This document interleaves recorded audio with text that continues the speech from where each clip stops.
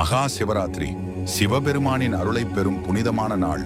இந்த நாளில் சிலர் விரதமிருந்து வழிபடுவார்கள், சிலர் கோயில்களுக்கு சென்று பூஜை செய்வார்கள். ஆனால் நீங்கள் சிவனை மகிழ்விக்க வேண்டுமா? அவருக்கு உகந்த மலர்களால் வழிபாடு செய்யுங்கள். இவை சிவபெருமானின் பரிபூரண ஆசையை பெற்றுத்தரும். வில்வ இலை வழிபாடு. சிவனுக்கு வில்வ இலை வழிபாடு இல்லாமல் பூஜை முழுமை பெறாது.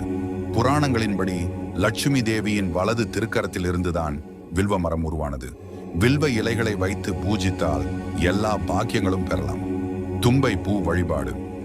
தும்பை பூவை வைத்து சிவபெருமானை வழிபடுவது நம்முடைய பாவங்களை நீக்கும், மேலும் சிறப்பான பலன்கள் கிடைக்கும் என்பது நம்பிக்கை. எருக்கம் பூ வழிபாடு. முன் ஜென்ம பாவங்களில் இருந்து விடுபட நினைப்பவர்கள் சிவனை எருக்கம் பூவால் வழிபடலாம். இதனால் உடல், மனம் ஆகிய இரண்டாலும் செய்த பாவங்களும் மன்னிக்கப்படும். தாமரை பூ வழிபாடு. செல்வம் வேண்டுமா? சிவனை நீல தாமரை மலர் வைத்து வழிபடுங்கள். இது தனிப்பட்ட சக்தியுடைய பூஜையாக கருதப்படுகிறது. வெள்ளை, இளம் சிவப்பு போன்ற தாமரை மலர்கள் இருந்தாலும் சிவனை வழிபட நீல தாமரை தான் ஏற்றது. அரளி பூ வழிபாடு. குழந்தை பேறு வேண்டுமா?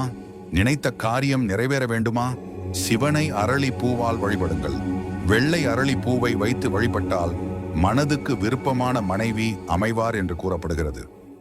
ஊமத்தம் மலர் வழிபாடு. சிவலிங்கத்திற்கு ஊமத்தம் மலர்களை கொண்டு அர்ச்சனை செய்தால் விஷ ஜந்துக்களின் ஆபத்து விலகும், கண் நோய்கள் நீங்கும். ரோஜா மலர் வழிபாடு. ரோஜா மலர்களால் சிவனை வழிபட்டால் 10 ஆண்டுகள் செய்த யாகத்திற்கு சமம். வெறும் 8 ரோஜா மலர்களால் வழிபட்டால் கைலாச பதவியை அடையலாம் என புராணம் கூறுகிறது.